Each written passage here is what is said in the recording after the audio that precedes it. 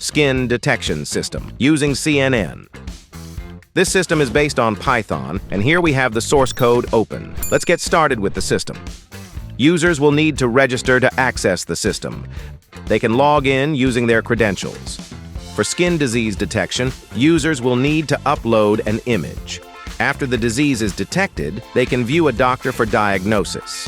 Users can view the list of doctors available in the system. Users can provide feedback to the admin. Admin can log in using their credentials. They can add, view, update, and delete doctors. Admin can view the users using the system.